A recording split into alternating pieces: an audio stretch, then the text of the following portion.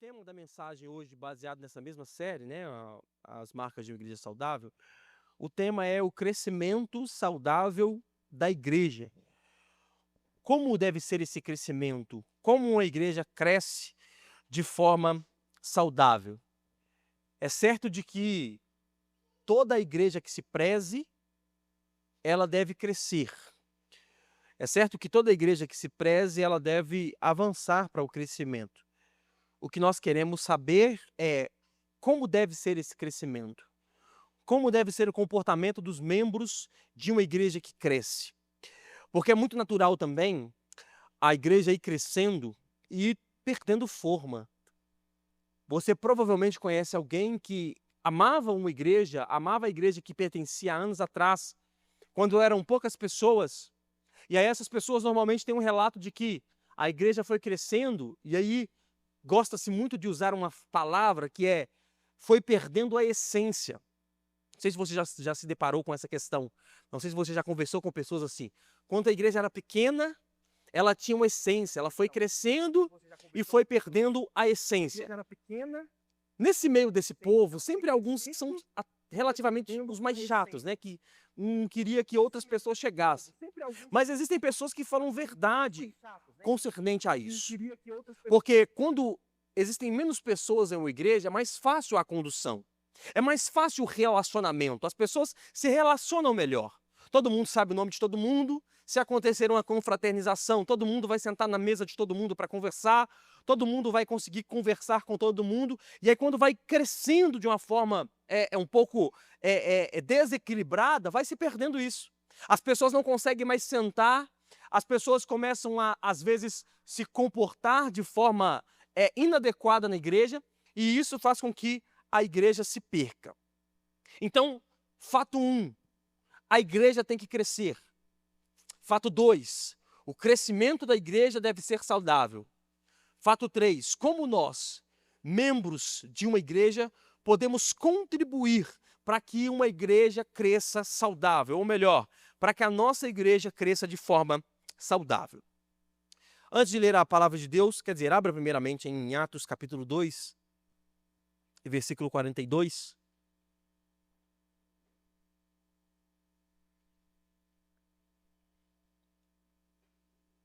Atos capítulo 2, versículo 42.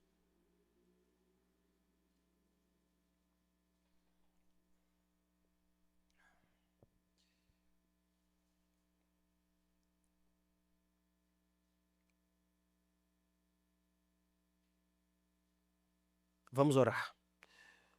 Nós te louvamos, Jesus, por tua graça, pelo teu amor e tua misericórdia. Sabemos que o Senhor é bom para conosco e que a tua palavra fala em nosso coração. E por isso, Pai, nós queremos pedir ao Senhor graça e misericórdia para que hoje possamos refletir sobre a tua palavra e sairmos daqui, Pai, impactados com ela. Não é sobre mim, não é sobre nós, é sobre o que o Senhor quer fazer através de nós.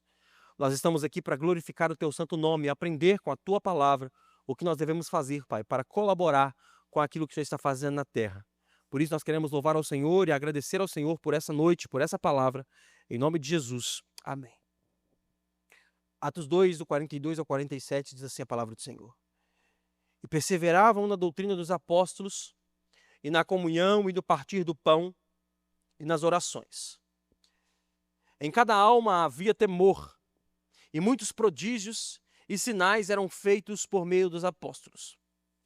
Todos os que criam estavam juntos e tinham tudo em comum. Vendiam as suas propriedades e bens, distribuindo o produto entre todos, à medida que alguém tinha necessidade.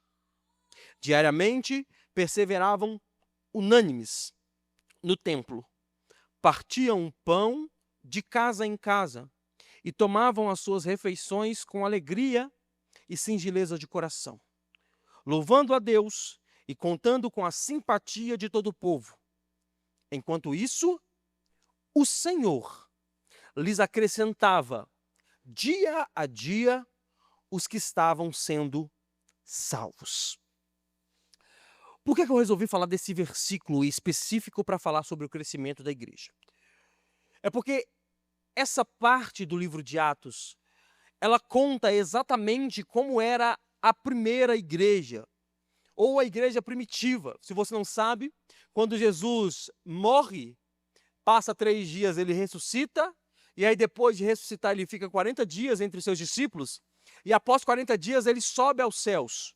E aí depois desses 40 dias ele fala para que os seus discípulos aguardassem a chegada ou a descida do Espírito Santo num cenáculo. E a palavra de Deus diz lá no capítulo 2, no capítulo 1, no finalzinho do capítulo 1, ela diz que estavam 120 pessoas reunidas no cenáculo, quando de repente o Espírito Santo desce sobre todos eles e enche aqueles homens com o Espírito Santo, com poder, com os dons, para que aqueles homens manifestassem e pregassem o Evangelho. Assim se inicia a igreja cristã. Assim se inicia o que nós conhecemos como cristianismo. E a partir daí, muitas pessoas começaram a documentar como foi essa igreja, o que aconteceu nessa igreja. E dentre essas pessoas, Lucas, o médico que não foi discípulo de Jesus, que sequer andou com Jesus, mas andou com Paulo. Lucas não era discípulo de Jesus, mas era discípulo de Paulo. E aí tudo que Paulo já tinha conhecimento, passava para Lucas, e Lucas também, além de ser médico, era um historiador. Então, o que ele está relatando aqui é uma história. O que ele está relatando aqui era o que acontecia na primeira igreja cristã. E eu sempre gosto de usar essa analogia, já usei outras vezes aqui na igreja, mas quero usar novamente, da jurada do MasterChef lá, Paola Carosselli, que ela diz que quando nós nos perdemos no contemporâneo, nós devemos voltar para o clássico. Quando nós perdemos no que é atual demais, nós devemos voltar para o clássico, para vermos o que o clássico fala. Outra coisa também, eu gosto muito dessa questão de comida, e eu vi outra frase no MasterChef também que me marcou, eles falando sobre o tipo de coisa que se coloca na comida. Perdão. E eles dizendo que a coisa mais difícil que tem para se fazer é um macarrão lá, que eu esqueci o nome dele, que é um macarrão que vai junto com o ovo, e aí você mistura tudo e bota no prato lá e come, que é prato chique na Itália. É o macarrão, você joga lá, aí você joga um ovo com a gema e mexe e tira lá com um queijinho ralado, esqueci o nome. Carbonara, isso aí. Macarrão carbonara. Eles dizem, quem faz o macarrão carbonara não tem como disfarçar. Ou ele sabe fazer bem, ou ele não sabe fazer. Aquele que inventa demais, ele pode disfarçar nos sabores. Coloca sazon, coloca um tempero aqui, coloca outro tempero ali. Aí aquela explosão de temperos pode fazer com que nós possamos imaginar que aquela pessoa cozinha bem. Mas o carbonara não tem como nós enganarmos. Assim é a igreja do Senhor. Para ser uma igreja real, para ser uma igreja saudável, nós temos que tirar toda a aparência. Todos aqueles falsos temperos que podem disseminar o sabor daquilo que está sendo servido, para nós vermos se é uma igreja real ou não, para vermos se é uma igreja saudável ou não. Eu tenho um pensamento que para as mega churches, né, mega igrejas, principalmente as neopentecostais, dizendo, tire o som, tire o telão, tire as luzes, tire toda a experiência do local. Bote lá um cara com um violão na mão, uma caixa de som e um pregador falando a palavra de Deus e vê o que sobra depois de 3 meses. Tire toda a experiência e deixe só o culto ao Senhor acontecendo e vê o que sobra no final do mês. O que sobra no final de 90 dias? O que vai sobrar? O que sobrar pode ser igreja. O que sobrar pode ser considerado igreja. Porque a igreja primitiva era isso aqui. Saudável, bíblica e crescente. A igreja primitiva era saudável, era bíblica e era crescente. Mas antes de nós falarmos propriamente do crescimento da igreja, como deve ser um crescimento saudável, eu quero refletir com vocês alguns pontos do que não é um crescimento saudável. Porque existem crescimentos onde nós vemos que as coisas podem parecer estar andando, onde parece que a igreja está crescendo, mas não é um crescimento saudável. E a primeira coisa de que não é um crescimento saudável na igreja é a numerolatria. O que é a numerolatria? A idolatria dos números. Não é um crescimento saudável quando a igreja tem a numerolatria como seu principal foco. Ou seja, quanto mais pessoas tiverem na igreja, mais saudáveis nós somos. Isso, por muitas das vezes, é uma mentira. E o que acontece? Normalmente, nessas igrejas, as pessoas se matam por causa de números. Algumas delas, no final do mês ou nas reuniões mensais, a pessoa tem que chegar a um relatório com o que aconteceu, quantos visitantes ela levou no mês na igreja, ou quantos visitantes foram na sua célula no mês. E aí, se aquele número não bater um número X, aquela pessoa é removida da célula, é removida da liderança, é removida como cargo de pastor da igreja, porque o número de pessoas não atingiu a meta que a igreja traçou. Igrejas com meta de pessoas que devem frequentar o culto. Isso é numerolatria. Isso não pode existir na igreja. Uma coisa, irmão, é ter um relatório de quantas pessoas vieram no culto, as igrejas com célula, quantas pessoas foram na célula. Tudo bem, uma coisa é ter um relatório sobre isso. Outra coisa é uma pressão massacrante. Dizendo, se você não trouxer X pessoas para a igreja, você vai ser removido do seu cargo. Se você não trouxer X pessoas para a sua célula, você vai ser removido do seu cargo. Eu fiquei muito tempo envolvido em alguns movimentos celulares, de células, né, no modo geral, e isso era um problema na minha concepção. De que você tinha que levar o número de pessoas, e aí, com o número de pessoas, se esse número não atingisse, o seu cargo estava à prova. Eram números, não eram pessoas. As pessoas, essas igrejas tratam pessoas como números. X pessoas vieram, se converteram, não importa. Ouviram o evangelho ser pregado, não importa. Essas pessoas se arrependeram dos seus pecados, não importa. O que importa é a foto do domingo que nós vamos postar no Instagram. Ontem mesmo, eu vi hoje de manhã, na verdade, eu vi um printzinho de um batismo que aconteceu numa mega igreja em São Paulo. E aí, batizaram 1.500 pessoas. E a princípio você fala, ok, 1.500 pessoas. Mas aí você vai ver os prints que mandaram nos grupos do batismo, é que essas 1.500 pessoas eram obrigadas a ter uma camisa e uma pulseira, que custavam R$80. Sem a camisa e sem a pulseira, eles não se batizavam. 1.500 pessoas com a camisa e com a pulseira, que sem a camisa e sem a pulseira, eles não podiam se batizar. Quer se batizar? Quero. Você tem que ter R$80 no seu bolso para que você possa comprar a camisa e a pulseira. Sem a camisa e a pulseira, não terá batismo. Qual é a percepção disso? A percepção é de que trazem números, a percepção é de que querem postar uma foto legal, batizamos 1.500 pessoas no Instagram, mas não há arrependimento de pessoas, não há arrependimento de vida, não há arrependimento de pecado, não há verdadeiramente um encontro com Cristo. Então, numerolatria não é sinal de crescimento de igreja. Outra situação que as pessoas tendem como crescimento de igreja, um aumento da arrecadação financeira. As pessoas dizem, o dinheiro aumentou, portanto a igreja está crescendo. Preste muita atenção, irmãos. O crescimento financeiro de uma igreja, ele é o resultado, ou ele é a consequência da igreja estar crescendo. Vinha 20 pessoas, a arrecadação era X. Vem 40 pessoas, a arrecadação é Y. E está tudo certo, tem que ser assim, porque aumentou o número de pessoas, aumenta o número de arrecadação. Porém, algumas pessoas dizem, não importa se o número tem crescido, o que importa é se a arrecadação está batendo naquilo que os líderes querem que bata. E isso não é crescimento saudável.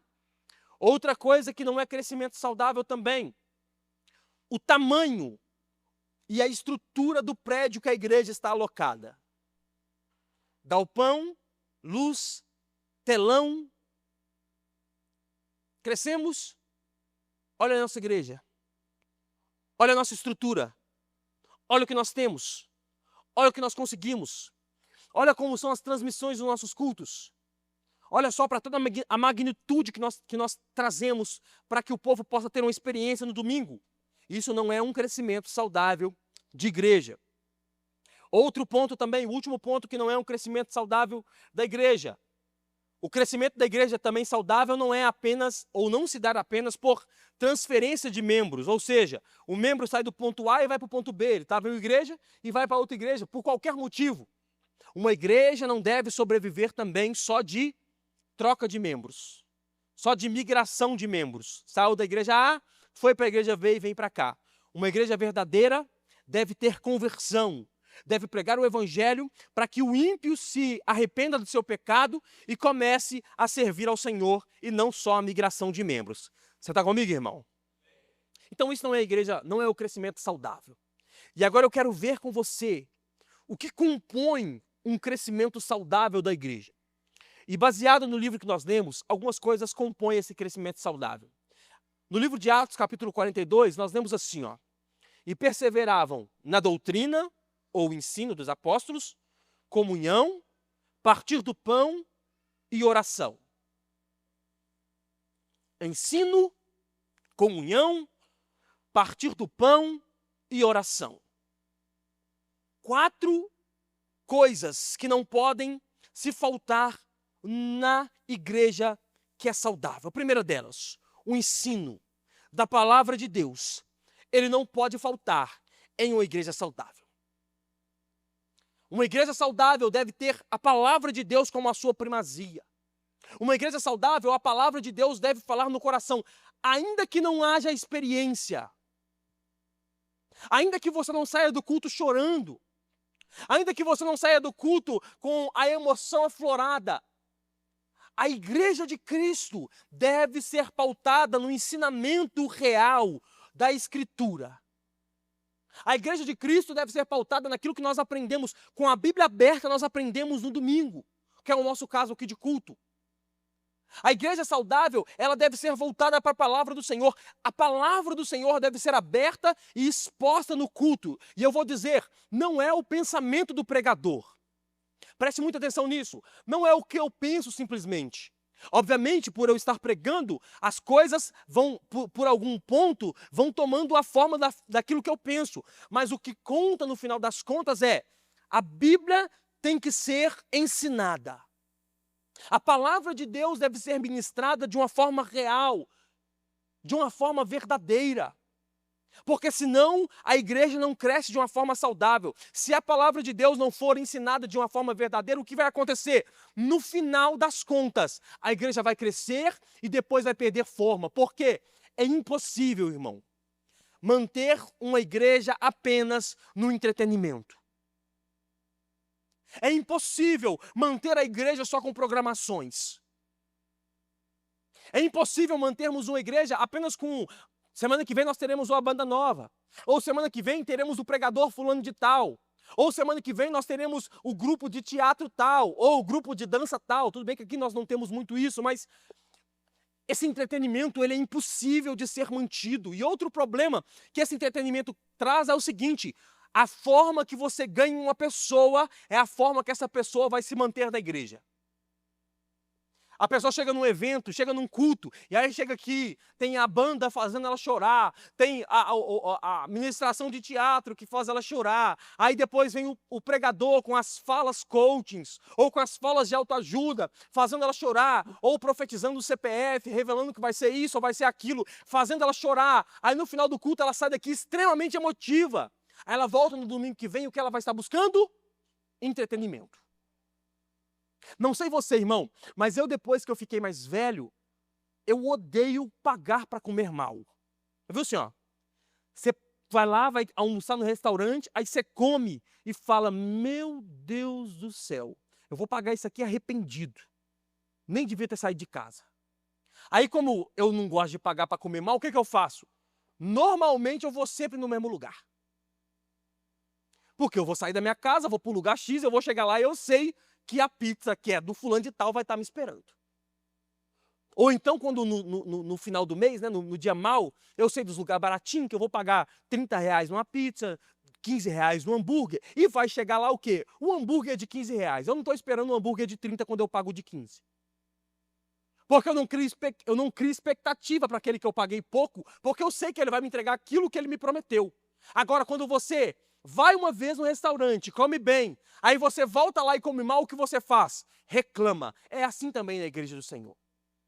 Se você vier um dia na igreja e enchermos você de entretenimento, e aí você ficar ludibriado dizendo, meu Deus, é a igreja que eu estava procurando, olha só, olha as pessoas empolgadas, olha o pregador falando, olha a oratória do pregador, olha o ministério de louvor tocando, olha a emoção que foi gerada. Eu quero viver nesse lugar para sempre. E aí você volta no outro domingo. Está lá a banda tocando as músicas de sempre, o pregador pregando com a retórica normal, um culto normal acontecendo, porque o culto é para o Senhor, né?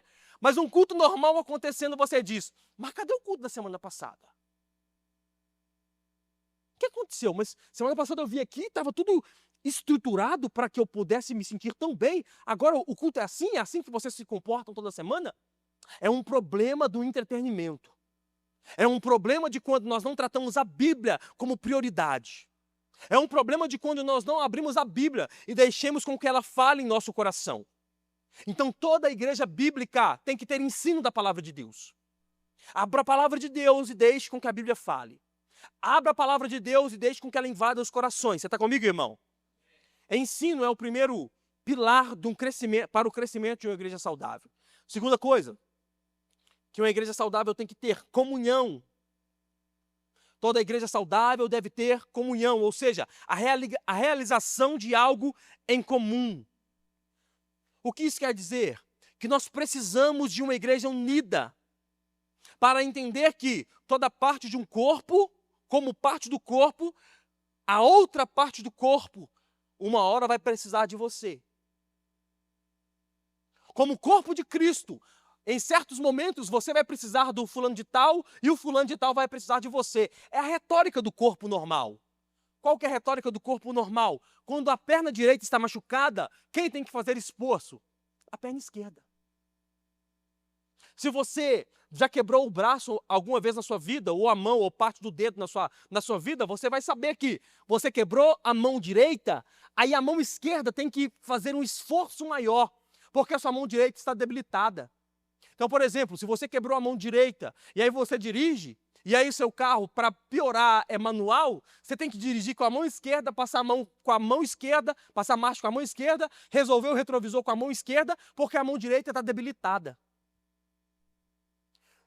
Se você machucou a perna e você precisa caminhar para ir para o trabalho, para ir para a escola, para ir a qualquer lugar, você vai ter que colocar um esforço sobrenatural na outra perna que não está machucada, para que a perna machucada possa ter um alívio. Assim é a igreja de Cristo. Uma parte do corpo se esforçando pela outra parte do corpo. É bezetacil, irmão. Assim, ó, já tomou bezetacil? Se não, não queira tomar. O que é bezetacil? A seringa que foi inventada no inferno. Você vai chegar no médico e vai falar, eu estou com um problema na cabeça, estou com um problema de gripe, estou com um problema no ouvido, no nariz, meu ouvido está entupido demais. Ele fala, já sei, bezetacil. Mas a bezetacil não é aplicada no nariz, na boca, nos ouvidos. Ela é aplicada no glúteo.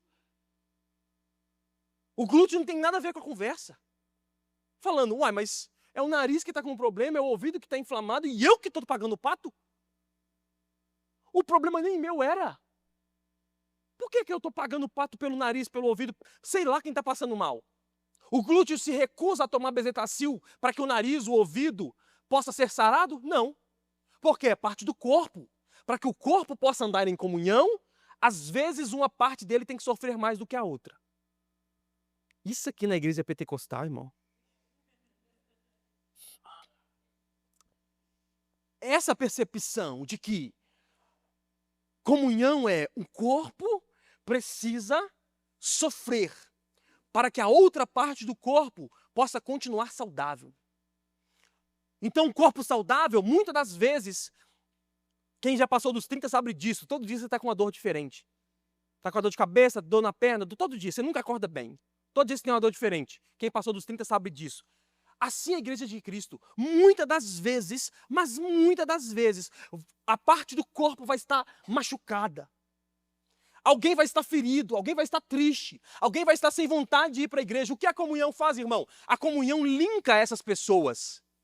A pessoa vem para o culto triste, aí chega na igreja triste, a parte do corpo que está feliz, que está saudável, anima essa parte triste para que essa parte possa ficar feliz.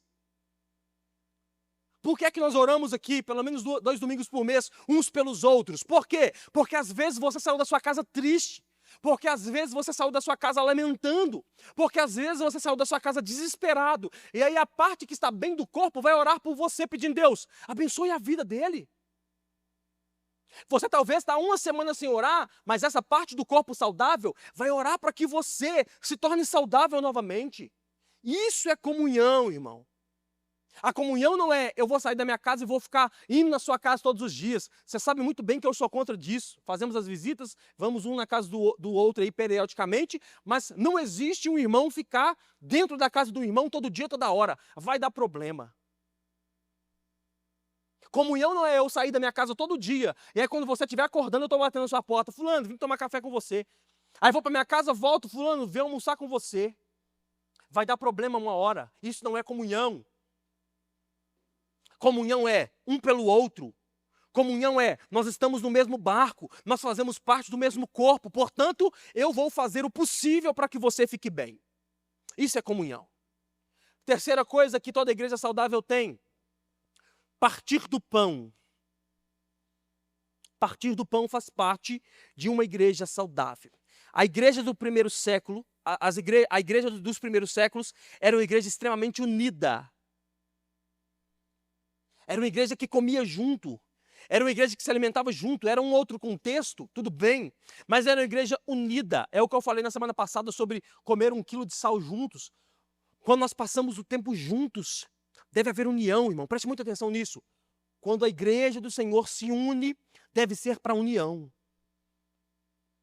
Não deve haver o fulano A falando do fulano B de forma pejorativa ou de forma prejudicial. Uma igreja saudável não se une para falar mal do irmão. Uma igreja saudável não se reúne, não faz bolinho de pessoas para falar mal do fulano A ou do fulano B, não. É o que eu ensino para vocês. Se não pode fazer nada pelo fulano, se cale. Fulano está no dia mal, eu não posso orar, eu não posso ajudar, não tenho dinheiro para ajudar, não posso fazer nada por ele. Eu me calo e me afasto. Do sentido assim, ó, a hora que você precisar, nós estamos aqui, eu posso orar por você, às vezes e tal, mas eu não posso passar dessa linha. Porque se nós nos reunirmos para falar mal do outro irmão, nós estaremos perdendo a saúde da igreja. A comunhão da igreja deve ser feita através do partir do pão, ou seja, em unidade.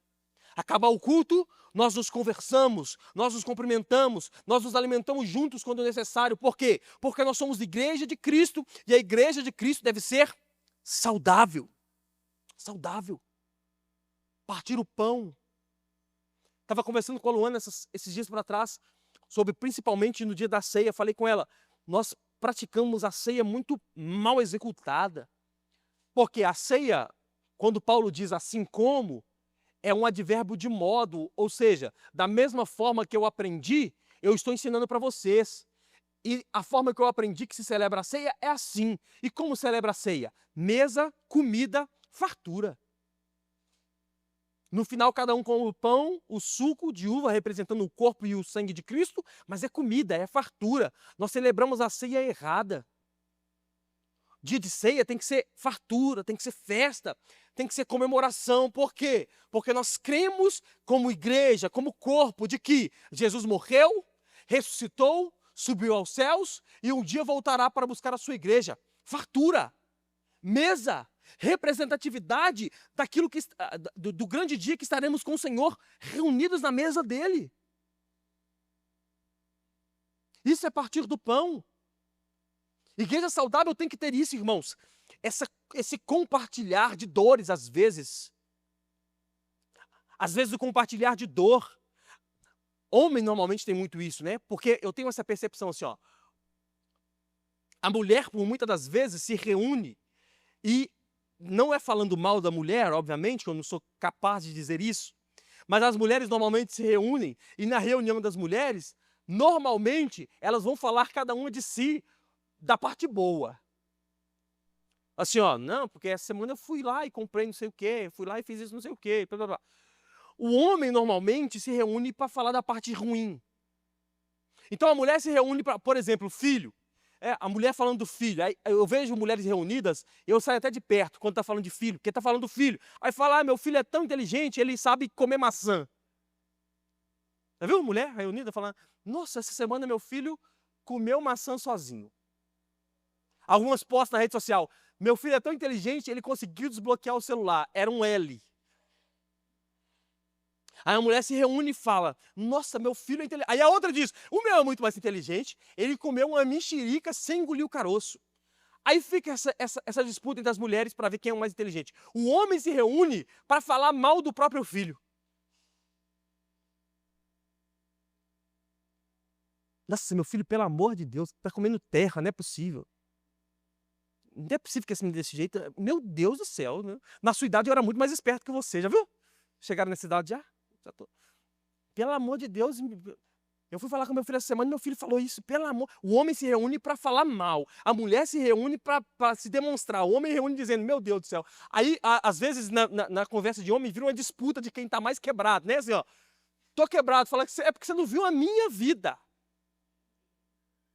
Tá ruim esse meio. Fala, irmão, se eu te contar minha história, você não tem capacidade de absorver os problemas que eu tô passando.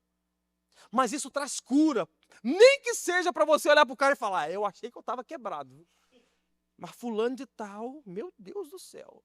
Vamos orar, vamos orar. Que você chega mal, essa cura assim, ó. Você chega mal dizendo, meu Deus, tô mal. Aí você olha pro cara e fala, rapaz, eu tô bem até demais, glória a Jesus, eu tô reclamando de barriga cheia. Vamos orar pelo fulano aqui, vamos orar, fala, eu tô curado. Essa cura, tá mal, fala, tô curado, eu vou orar para você agora que você tá mal, você precisa de ajuda, eu não. Traz essa cura entre uns aos outros, essa conversa, esse diálogo, essa conversa entre os irmãos tem que trazer cura. A dificuldade de conversar um com o outro vai gerando essas limitações aonde não tem mais como abrir. Por quê? Porque se o fulano falar para o ciclano que está mal, amanhã está estampado nas redes sociais da igreja. Fulano disse que está mal. Não, assim ó, sentamos, conversamos e daqui a pouco estamos rindo da tragédia cada um do outro e vamos para casa viver. Porque é igreja.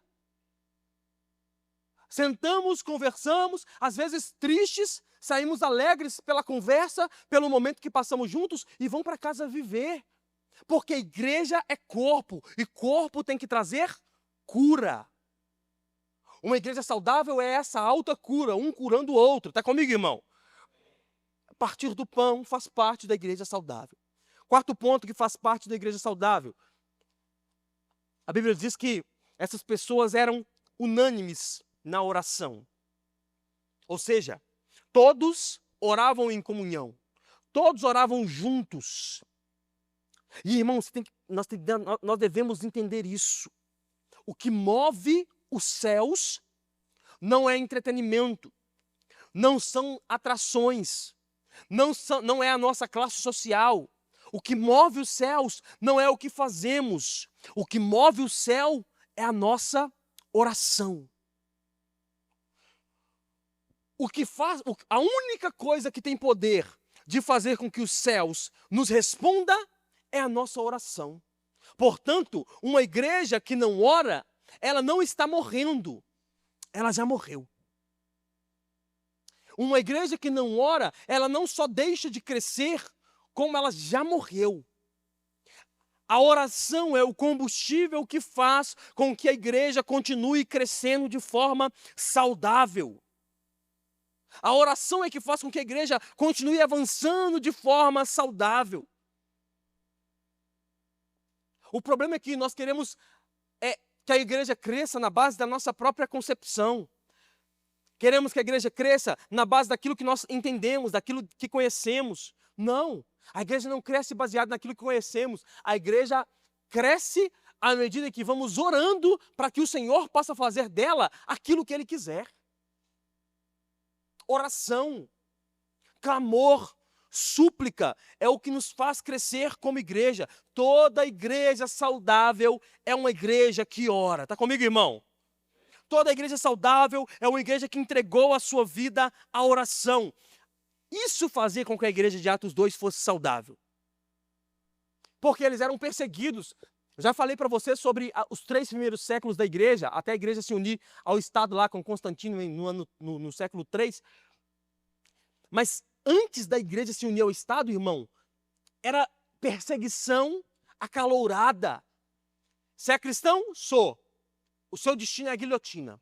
Você é cristão? Sou. O seu destino é o Coliseu de Roma. Coliseu de Roma é sinônimo de perseguição de cristão. É sinônimo de cristãos devorados. A história diz de que Nero pegava estacas no seu império, depois que ele se torna imperador, ele pega estacas e coloca cristãos fincados nessa estaca, passa betume sobre esses cristãos e coloca fogo para clarear o seu próprio jardim. Você acredita nisso, irmão? As pessoas saíam de casa, se elas se convertessem no meio do caminho, que era muito natural, pessoas se convertiam. Existem milhares de histórias no livro de John Foxe, o livro dos mártires, milhares de histórias das pessoas, dos algozes, que iam levando as pessoas para morrer. E aí, no meio do caminho, essas pessoas convertiam e morriam junto com a pessoa que estavam levando para morrer. Fala, que Jesus é esse que você está falando aí? Estou indo te matar, mas que Jesus é esse que você está falando? Aí a pessoa falava sobre Jesus com autoridade, com amor, com graça, e aquela pessoa que estava levando ela para morrer se convertia, dizendo, eu quero esse Jesus também, pode me matar junto. A igreja não é baseada em entretenimento. A igreja não é baseada em ação social. Apesar de termos, a igreja não é baseada em ação social. A igreja do Senhor é baseada na oração. A oração é a fórmula de crescimento para toda igreja saudável. Escute isso que eu vou te dizer. Não existe curso para encher igreja.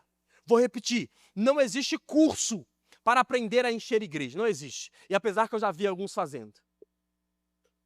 Parece para mim direto. Eu tinha 30 membros e agora eu tenho 3.000. Vou te ensinar como é que faz. Se eu aprender com um homem como faz para colocar 3.000 pessoas em uma igreja, eu vou ter que aprender com um homem como faz para manter 3.000 pessoas dentro de uma igreja. Não existe curso para aprender a encher igreja. O crescimento da igreja é inerente a uma coisa, que é o que nós vamos ver agora. Olha só o que diz o versículo 47 do livro de Atos, capítulo 2. Louvando a Deus e contando com a simpatia de todo o povo, enquanto isso, o Senhor lhes acrescentava dia a dia os que iam sendo salvos. Só existe uma forma da igreja crescer. E qual que é a única forma da igreja crescer? Deus adicionando as pessoas que estão sendo salvos. Então, se você está aqui essa noite e você foi salvo em Cristo Jesus, não foi a igreja que te atraiu. Não foi o louvor que te atraiu. Não foi o fulano A ou o fulano B que te atraiu. Se você está aqui nessa noite na igreja, você é salvo em Cristo Jesus, não foi por nós. Foi porque Cristo quis com que você estivesse na igreja, promovendo juntamente conosco o crescimento da igreja que não é nossa, a igreja é de Cristo. Então, qual que é o nosso papel, então? Se Deus faz tudo sozinho, se Deus atrai as pessoas, se Deus salva as pessoas, qual é o nosso papel? O papel do cristão são 3 no crescimento da igreja. O primeiro, orar uns pelos outros. Seu papel como cristão é orar pelo seu irmão. Seu segundo papel como cristão, discipular uns aos outros. No dia mau, a sua conversa com o seu irmão deve ser: o irmão chega para conversar com você sobre algo mal que aconteceu e o seu diálogo com ele deve ser esse discipulado. Irmão, calma. Aquela velha frase que parece que não acalenta o coração, não acalma o coração, mas aquela frase: Deus está no controle. Por muitas das vezes, irmãos, e eu conheço muitas pessoas, eu já vivi isso por algum tempo na minha vida, por muitas das vezes, um abraço em uma igreja, num dia de culto, é capaz de curar feridas terríveis. Por quê? Porque algumas das pessoas, muitas das pessoas hoje, talvez nunca tiveram um abraço sincero e verdadeiro na vida. Não estou falando de um período da vida, estou dizendo na vida. Pai abandonou, mãe abandonou, foi criado em orfanato, foi criado com pessoas que não gostavam deles, nunca ganhou um abraço sincero na vida. E aí chega na igreja, um abraço sincero, um abraço com verdade, Um abraço em Cristo Jesus faz com que aquela pessoa se sinta abraçada. Aquilo ali já é o discipulado. A pessoa diz, aquele abraço me ganhou para Jesus. Já vi pessoas dizendo isso. Conheci um senhorzinho, estava conversando com o genro dele semana retrasada aqui na porta. Ele morreu, deve ter uns 2 anos. Esse senhorzinho era porteiro da igreja que eu fazia parte antes. Foi porteiro há uns 5 anos. Mas desde quando eu conhecia ele, ele já tinha Alzheimer e já estava mal de saúde. E eu me lembro que era a igreja, a plataforma era mais ou menos assim, tinha uma escadinha subindo, e a entrada da igreja era praticamente como a nossa. E aí esse senhorzinho, todo mundo que subia com Alzheimer e com Parkinson, se eu não me engano, e ele com a muletinha dele, já com 70 e tantos anos de idade, muito debilitado. Todo mundo que subia a escada, ele ficava de pé, dava um abraço e se assentava de novo. O dia que a igreja enchia, ele sofria, porque estava mal para levantar, para abaixar, para levantar, para abaixar, mas fazia questão. A pessoa apontou na ponta da escada, se levantava com ele e a esposa dele, eram os dois que ficavam na porta. Ele tinha 70 e tantos, a mulher também 70 e tantos, mas a mulher era um pouco mais ativa, porém morreu antes dele, mas era um pouco mais ativa, e aí os dois se levantavam para abraçar quem estava chegando. Milhares de testemunhos de pessoas dizendo, eu cheguei aqui destruída. Irmão Gonçalo, o nome dele. O irmão Gonçalo me abraçava na porta, e eu fui curada. Fui livre. Chegava na igreja com peso, mas o abraço do irmão na porta me aliviava esse peso. Sem uma palavra. Não conseguia falar direito porque tremia. Não conseguia conversar direito. Para conversar com ele tinha que ter silêncio porque falava muito baixo. Mas o abraço dele era o discipulado que as pessoas precisavam. Discipulado dos irmãos. Outra questão, e a última questão de que nós devemos fazer como servos de Deus, suportando uns aos outros e suportando os mais fracos na fé. Eu suporto o mais fraco na fé. Paulo fala isso, suportando uns aos outros. Eu suporto aquele que não tem força para caminhar. Eu suporto aquele que às vezes está debilitado. E quando Paulo fala suportar é pegar no braço, colocar nas costas e levar para caminhar. Quando Paulo fala sobre suportar, ele não está dizendo, tá bom, irmão, Deus te abençoe, segue sua vida lá. Ele está dizendo, coloque no braço aquele que está debilitado. Coloque sobre os ombros aquele que não tem força e vá arrastando junto com ele. É o filme lá, Até o Último Homem, que eu sempre gosto de citar também. Se você não viu, assista Até o Último Homem, do homem que era cristão lá, da Adventista. E aí ele foi para a guerra, não atirava, não pegava em armas, não trabalhava no sábado, não sabia o que estava fazendo na guerra. Mas durante toda a guerra, o tiroteio, ele pediu a Deus uma estratégia para ser útil no campo de guerra. Qual foi a estratégia? Tem um tanto de gente aí que tomou tiro, mas está vivo, vai lá resgatar. Se você não chorar, você está morto por dentro. Assim, ó. O cara subindo, e aí ele pegando pessoas sem pernas, pessoas sem braço, pessoas perderam as 2 pernas, e ele vem arrastando um por um e vai jogando. Aí daqui a pouco todo mundo já foi embora no acampamento, ele está sozinho no alto do monte, a guerra acontecendo, e ele sozinho no alto do monte resgatando um por um. Só um cara lá embaixo com um carro levando as pessoas feridas para o acampamento. E aí dizendo, as pessoas chegando feridas no acampamento, perguntando o que aconteceu. Esqueci o nome do personagem, ele diz, fulano de tal estava lá em cima e me salvou. Fulano de tal estava lá em cima, mas você está totalmente debilitado, sem parte do braço, sem parte do corpo, mas você está vivo, então eu vou te salvar. Para os soldados que abandonaram e foram embora porque estavam perdendo a guerra estava perdida para eles, e os soldados que estavam lá em cima, ainda que em vida, estavam mortos. Mas para esse soldado que estava lá em cima, era questão de vida ou morte salvar. Colocou a vida dele em risco, para que aqueles soldados que estavam feridos, mas não mortos, pudessem viver.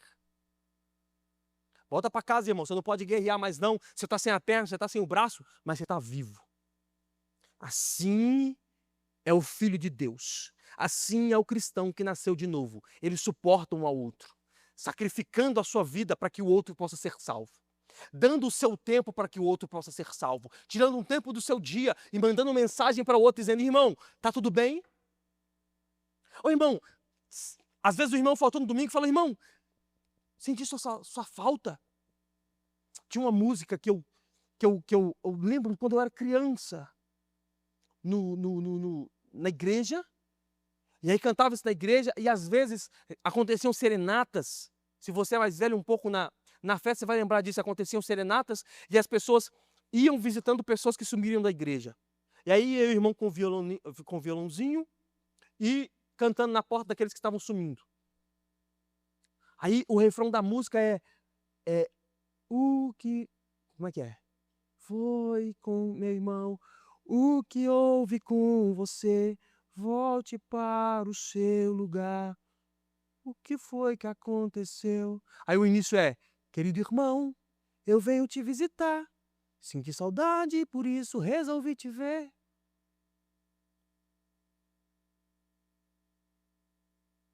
O seu lugar está reservado, tem alguma coisa assim, eu não lembro ao certo, mas...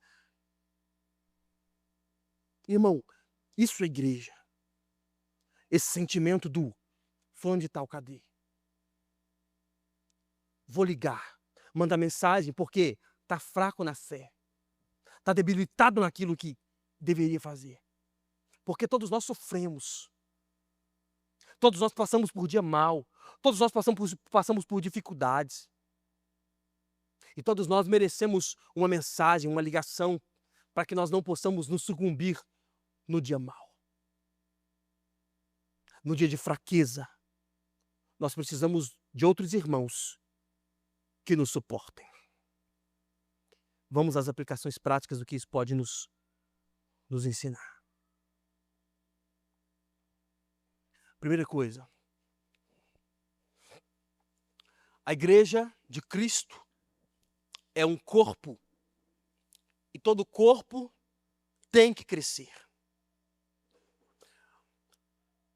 A nossa percepção de crescimento não é a percepção do outro. O seu filho de 3 anos não vai ter o mesmo tamanho de um filho de 10 anos. Mas ele tem que crescer até chegar nos 10 anos. Está errado se ele tiver 10 anos com o tamanho do de 3. Isso está errado. Mas se ele tiver 3 com o tamanho de 3, fazendo coisas que o menino de 3 anos faz, está tudo certo. Ah, meu menino tem 3 anos e está brincando ainda. É porque ele tem 3 anos. Meu menino tem 3 anos e está pedindo carrinho para brincar. É porque ele tem 3 anos. E estranho é se ele tivesse 18 e estivesse pedindo carrinho para brincar. Como ele tem 3, está tudo certo.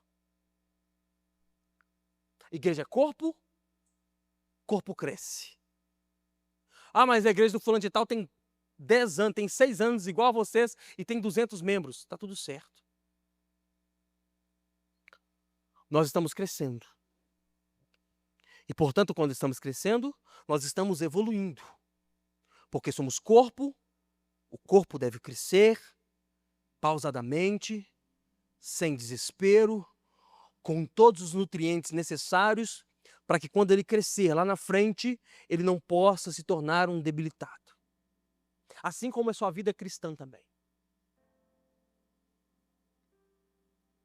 O nosso problema, às vezes, é nos comparar com a vida do fulano de tal, que está muito mais avançado que nós na vida espiritual. Talvez você tenha 2 anos, 3 anos de cristão e está se comparando com quem tem 10 anos de cristão. E está muito mais à frente que você. Está tudo certo. O problema é se você tiver 10 se comportando como alguém que tem 3. Porque está crescendo. Pouco a pouco está crescendo. Com os nutrientes necessários, com as vitaminas necessárias para o crescimento. Mas está crescendo. Segunda coisa, não devemos comparar o crescimento, não devemos nos comparar ao crescimento de outras igrejas, porque é Deus quem dá o crescimento. Nosso crescimento não é pautado no crescimento de igreja alguma. A igreja tem 2 anos, 3 anos e é muito maior. É competição? Não é competição. Não é competição de quem cresce mais, quem cresce menos. Não existe isso no corpo de Cristo.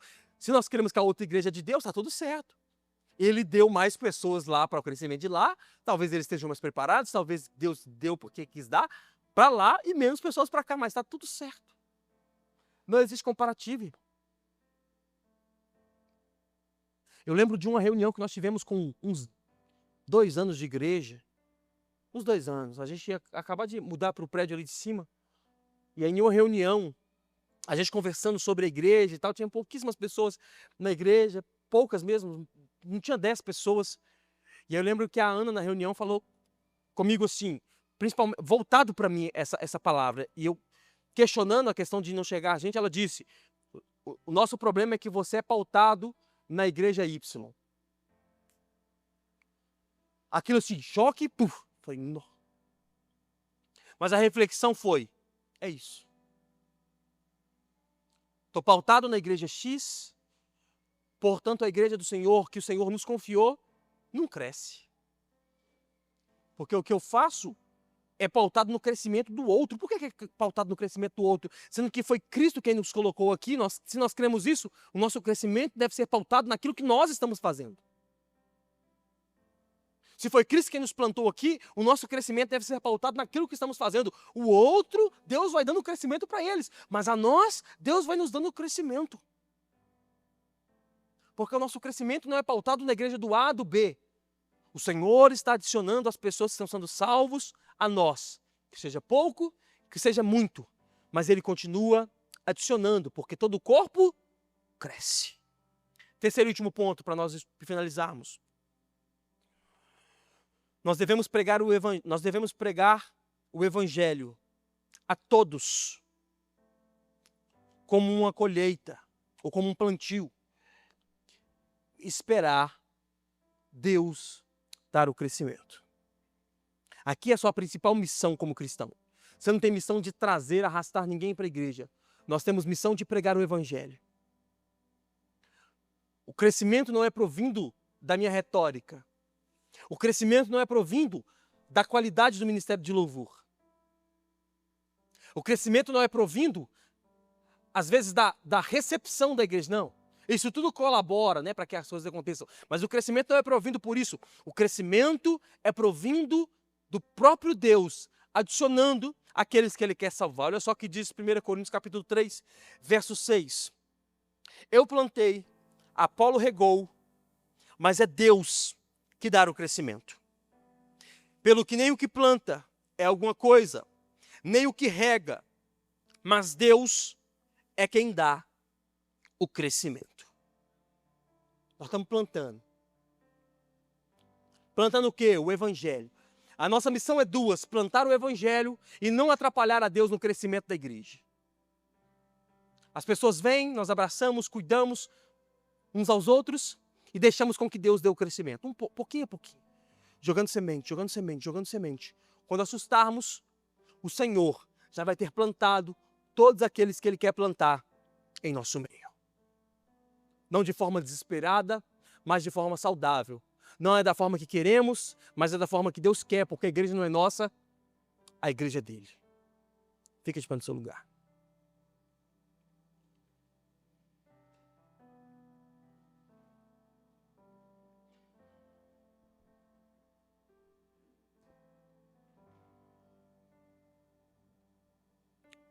Crescimento saudável.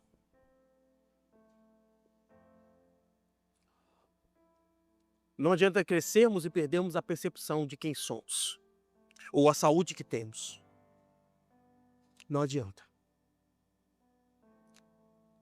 Nós devemos crescer, mas mantendo a mesma saúde. E para isso, nós que pertencemos a essa igreja, devemos nos manter saudáveis, para que a igreja seja saudável. Feche os olhos. Jesus, nós te louvamos, Pai. Queremos agradecer ao Senhor pela tua palavra. Nós queremos, Pai, crescer de forma saudável. Nós queremos, Pai, crescer sim. Nós queremos cuidar daqueles que o Senhor está enviando, Pai. Por isso pedimos ao Senhor para que o Senhor possa nos preparar. Para que o Senhor possa nos dar, meu Deus, capacidade para aguentar, meu Deus, aquelas pessoas, para suportar, melhor dizendo, as pessoas feridas. As pessoas, meu Deus, que passaram por circunstâncias más. As pessoas que passaram pelo dia mau e às vezes chegarão em nossa igreja machucados, Pai. Chegarão em nossa igreja cheios de crise. Mas nós, como corpo do Senhor, deveremos suportar essas pessoas até que elas cheguem à estatura, Pai, de cuidar de outras pessoas. Por isso nós queremos louvar ao Teu nome. Quero pedir ao Senhor para que o Senhor possa nos levantar, para que possamos anunciar o Teu Evangelho, Pai. E ao anunciarmos o Teu Evangelho, as pessoas possam ser impactadas pelaquilo que o Senhor quer fazer em nós, Pai. Obrigado pela igreja, obrigado, meu Deus, pela percepção que temos do Teu reino e obrigado pelo crescimento que o Senhor tem dado a nós dia após dia. Em nome de Jesus. Amém. Você que crê nisso, aplauda o Senhor Jesus no seu lugar.